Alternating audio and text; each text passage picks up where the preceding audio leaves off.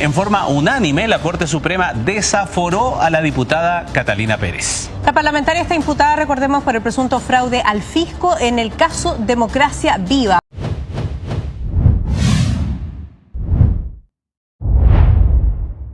Una enorme derrota para el gobierno de Gabriel Boric. Eso es lo que se vio el día de ayer, donde ante la Corte Suprema finalmente se aprobó el hecho de desaforar, es decir, quitarle las protecciones legales para que no pueda ser juzgada ante tribunales a la diputada Catalina Pérez, diputada frente amplista vinculada directamente con el caso Fundaciones y en particular la primera fundación que se filtró con escándalos de corrupción, la Fundación Democracia Viva, que recordemos que era la fundación que era propiedad y que manejaba directamente su pareja Andrade, con el cual ella terminó después diciendo que no conocía nada, pero que se dieron estos contratos con una serie de hechos, particularmente con un un seremi, que había sido jefe de asesores de Catalina Pérez, siendo que Andrade también al mismo tiempo trabajaba en el Ministerio de Defensa, bajo el gobierno de Boric, y que esto habría ocurrido con puros vínculos que se dan a través de Catalina Pérez, que ella dijo que no conocía, pero que después se descubrió gracias a chats filtrados y las investigaciones que se dieron, que ella sabía todo.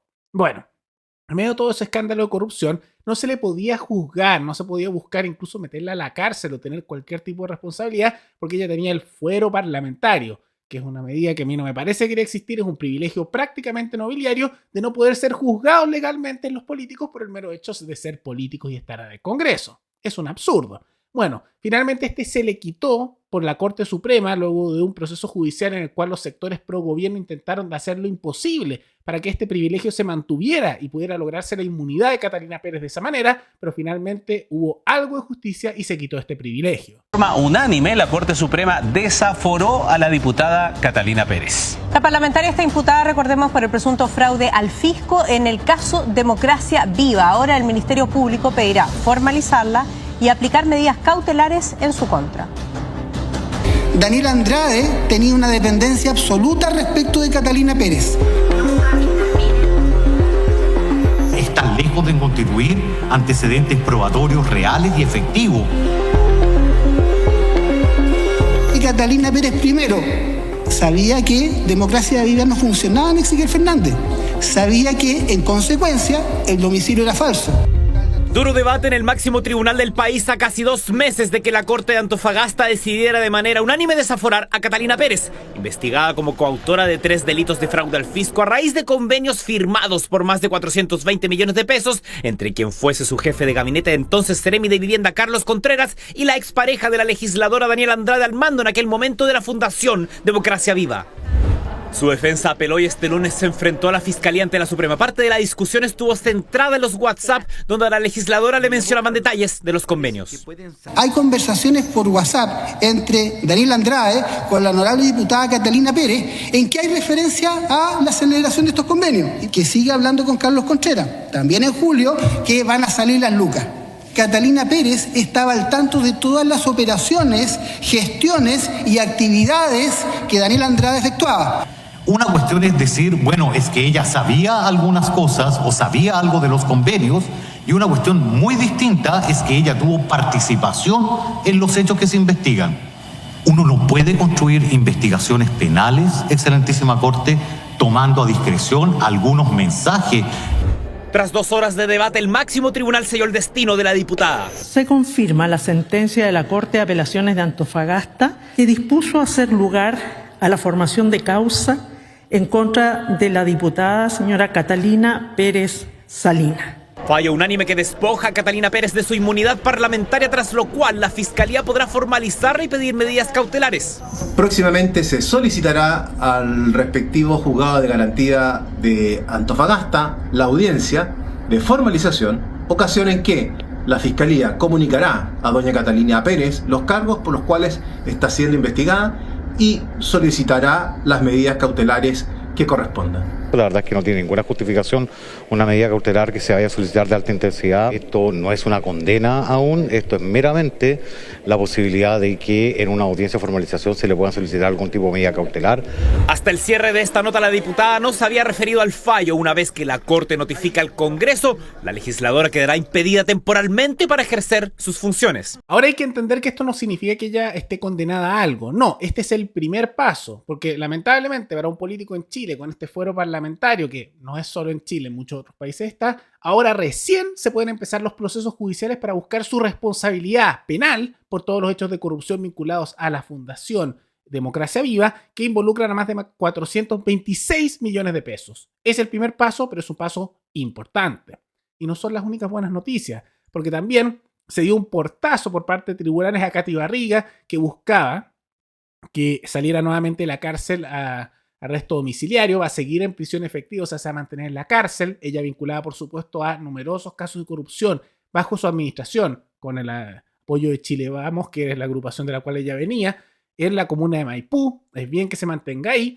Y tenemos algunos hechos de justicia, aunque son menores, ¿no? En estos otros puntos. Porque después de estas buenas noticias que hicimos hoy, maravilloso, algo de primer paso en justicia con el caso Fundaciones con Catalina Pérez, algo un poco de justicia con el caso de Katy Barriga, que no va a salir de la cárcel, pero ahí se quedan las buenas noticias, porque al mismo tiempo que surgieron estos elementos positivos, surgió una serie de malas noticias en el ámbito judicial y de cierta complicidad de Chile Vamos, el sector de Matei, con el gobierno. Ahora, ¿por qué? Porque también, por otro lado, la mano derecha de Katy Barriga en Maipú, en medio de todos estos escándalos de corrupción, Luis Japaz, fue condenado por fraude al fisco, confirmado, ¿no? Pero ¿qué pasó? Que todo lo que ocurrió ha hecho que en vez de cumplir su pena en la cárcel, que está condenado por fraude al fisco, por corrupción, lo va a cumplir en libertad. No condenado, pero sin ir a la cárcel. No, la maravilla de la justicia chilena, ¿no? Te condenamos, pero en realidad casi que no hubiera consecuencia. Al mismo tiempo, se descubrió, y esto confesado por un ex asesor de Piñera, que bajo la administración de Sebastián Piñera, en su presidencia, se confesó que había habido consultas a Luis Hermosilla, el abogado corrupto vinculado a todo el mundo político, para el nombramiento de jueces en el Poder Judicial, lo que hace confirmar que no solo en los gobiernos de izquierda, sino también en los de derecha se hicieron casos de corrupción para el nombramiento de jueces en todo el Poder Judicial. Y una sorpresa que el sistema esté podrido y no se logre encontrar casi nunca cierta materia de justicia con respecto a políticos que siempre quedan libres o sean sanciones, como en este caso a la mano derecha Katy Barriga, que en la práctica es una condena pero sin un efecto real, cumpliéndola en libertad. Y por otro lado, empieza a haber otras malas noticias que no tienen que ver tanto con temas judiciales, pero sí con temas políticos, porque tienen que ver con el escándalo de la Casa Allende. Un escándalo que ya vimos que le significó perder su cargo a la senadora Allende, ahora ex senadora, por tener un vínculo directo con esto e incumplir la Constitución, y que habíamos visto que hace algún tiempo se estaba hablando de la posibilidad real de que esto llevara a la destitución de Boric por también tener un vínculo directo, con conocimiento de causa. Y pasa que los socialistas empezaron a decir que Boric no tenía ninguna culpa, que esto no había que hacer una acusación constitucional para sacarlo del cargo, aunque legalmente correspondería. Y finalmente, todo esto dependía de Chile Vamos, porque se sabe, por ejemplo, que los republicanos y los nacional libertarios habrían apoyado una acusación constitucional. Y al final, los votos que faltarían son los de Chile Vamos y alguno que otro de díscolo de centro izquierda que usualmente está. Pero son Chile Vamos. Y Chile Vamos, ante la posibilidad de sacar a Boric de su cargo, dijeron que no, aunque había justificaciones legales, porque dijeron que en realidad no estamos en el ánimo de hacerlo. Y cito, Guillermo Ramírez, el presidente de la UDI, diputado también, y uno de los que terminó haciendo que se levantara la candidatura de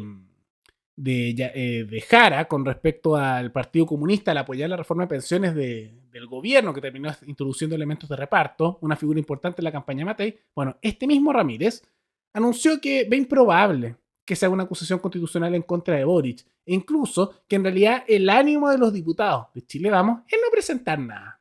Entonces, sí, se salió una senadora de su cargo, fue sacada, y que ellos lo han hablado como si fuera una tragedia, a pesar de que ellos impulsaban también este proceso.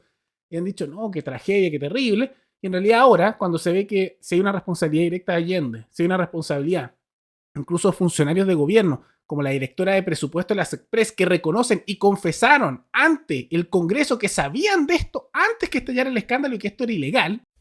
Finalmente, respecto de la pregunta que nos hizo la diputada Labra por su intermedio, señor presidente, Yo efectivamente, al igual que mi equipo, conocía la norma, ambas normas, pero como ya hemos explicado, a nosotros nos toca una tarea muy específica en este caso. Nosotros realizamos, como decía el ministro Elizalde, solo aquellas labores que nos corresponden en este caso particular, que son aquellas que de hecho nos exige la ley, que es la revisión de la legalidad de los decretos supremos que firma el presidente de la República, y las normas que señala la diputada no están referidas a ese acto particular, y como les señalaba anteriormente, es un acto unilateral de la administración.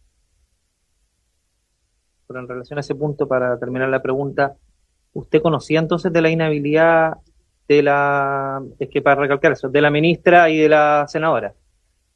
¿La advirtió? Efectivamente, señor presidente. Pero no se la advirtió al presidente. Pero, diputado Leiva, por favor, sí, una pregunta que le hicimos antes. La conocía, sabía, pero no se la advirtió al presidente ni al ministro. Como yo le señalé anteriormente, presidente, y también a la diputada Laura por su intermedio, lo que a nosotros nos corresponde en este proceso es un aspecto muy específico, que es aquel que señala el artículo 6 de la ley que crea el Ministerio de Secretaría General de la Presidencia, que es la revisión técnico-legal de este acto administrativo en particular, que es para el caso que nos reúne hoy día el decreto 38. O sea, miren, ahí lo dicen. Ellos lo sabían que esto era ilegal, sabían que esto no estaba permitido y aún así lo dejaron pasar. Pero incluso con todo eso, no tenemos el ánimo. No queremos. Cómplices de mantener este gobierno con los elementos bastante ilegales que han actuado, o en el mejor de los casos, cuestionables. Y ahí vemos que se mantienen en la posición de fortaleza en la que están, no tanto por mérito propio, sino por la complicidad del sector de Chile Vamos y la mismísima Matei, que es la que lidera todo ese sector. Pero más allá de todo eso, ¿qué les parece esta derrota importante del gobierno ante la Corte Suprema, como también este nuevo salvavidas que envía Chile Vamos hacia el sector de Boric? Todo eso coméntenlo abajo. Y antes de terminar, quisiera agradecerle a los suscriptores Víctor Parra Moreno y Roberto Ortiz, que se convirtieron en los suscriptores más recientes en decidir hacer un aporte mensual al canal a través de la comunidad de YouTube. Así que muchas gracias, se los agradezco mucho, y gracias a aportes como el suyo y el de otros suscriptores, que este proyecto sigue adelante y se mantiene independiente. Así que si alguno de ustedes también quiere hacer un aporte a este canal, puedes ir a hacerlo mirando el comentario que se encuentra fijado abajo, donde hay distintos medios de apoyo para este programa. Nos veremos en el siguiente video. ¡Hasta luego!